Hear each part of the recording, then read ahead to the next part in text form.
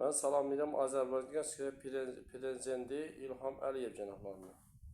Mənim şahadım bu ilə bağlı Şəkirənin Qoxmuq kəndində yaşayıram mən. Hal-hazırda Qoxmuq kəndinin 5500 əhalisi var. Buna baxmayaraq Qoxmuq kəndinin ən böyük problemlərdən biri Qoxmuq kəndində zibil maşını olmamasıdır. Buna baxmayaraq dəfələrlə bu müraciət edirəm ki, müraciətimizə cavab verən yoxdur. Qoxmuq kəndinin üzərinə düşən bu iş birbaşa icra nümayəndəsi İbrahim müəllim və Zeynal müəllim tərəfindən bu zibil maşinəyə müraciət olunmalıdır, təyin olunmalıdır. Bu iş elə biz bunlar üçün maraqlı deyil.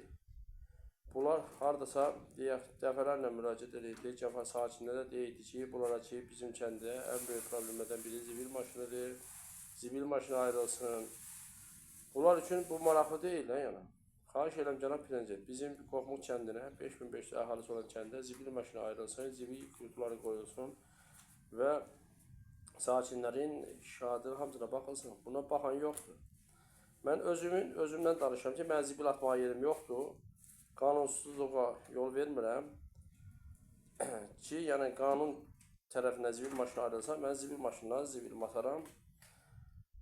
Tutsalar, cərməliyirlər, cəmaat qorxa-qorxa, bir babat, ora-bura, yollarımız pis vəziyyətdədir. Yalandan yolun qırağına 3 dənə adam sahib yığdırırlar. Örüşümüz pis vəziyyətdədir. Hamısı zibil atıldı. Bu sakinləri mən qıramıram, cənab prezident. Mən burada qınadığım şəxs bizim icra nümayəndəsi. Bunun tərəfinə ayrılmalı zibil maşını, cəmaatın sakinləri. Mənim özümün zibil atma yeri olmadığı üçün öz həyətimdə qazdırmışam yeri, zibilimi ora tökürəm. Niyə görə ora tökürəm? Niyə səbəbini də açıqlamışam? Zibil atma yerimiz yoxdur. Mən kimisə malı qarasıya yerə aparıb zibil ata bilir, söyüş sahibi ola bilmərəm. Cənab prezident, qarğı sahibi ola bilmərəm. Xahiş edirəm bunu nəzərə alasın. Şəki rayonunun Qoxmuq kəndinə zibil maşını ayrılması ilə bağlı sizin artıq edələ xahiş edirəm. Yəni bu kəndin 5500 əhalisi var, fərzi icra nümayəndəsi yoxdur, müavini yoxdur.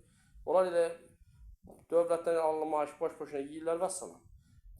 Cəmaatın qaydına qalırlar, nəsə eləyirlər. Bu ilə bağlı dəfələrlə müraciət eləmişim. Müraciətimə baxan yoxdur.